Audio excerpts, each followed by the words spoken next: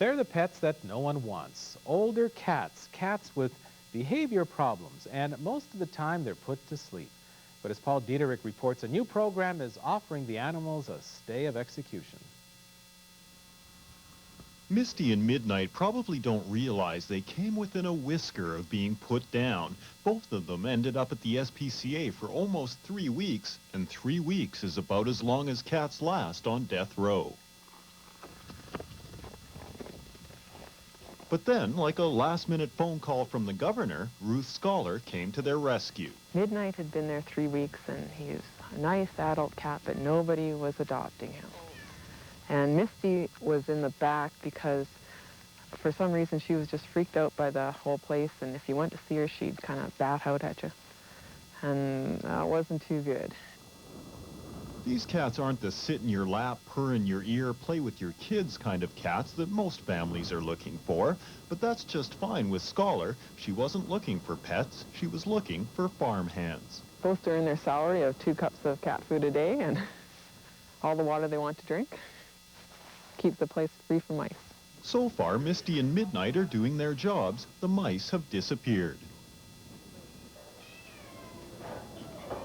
If it's a professional exterminator you're after, the SPCA has plenty of them, and they hire them out through something called the Farm Cat Adoption Program. It provides a second chance for a cat who's growing old or one who's displaying behavior problems, or just really having a fractious and obnoxious personality.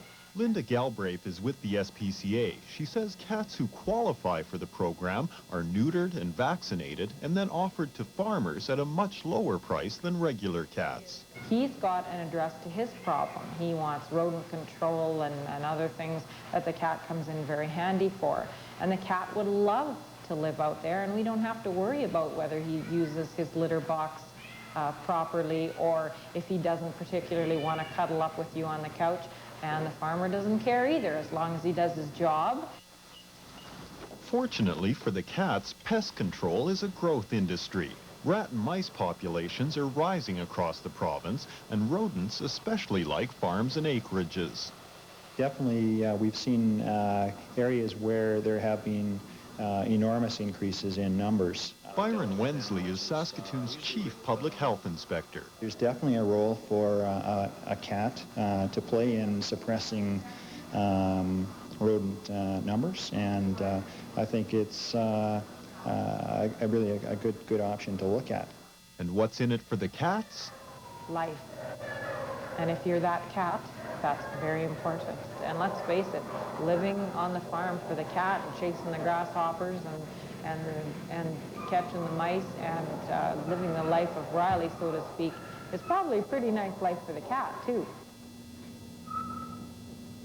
Only about 50 cats have been adopted and taken to the farm so far. Many more have ended up here.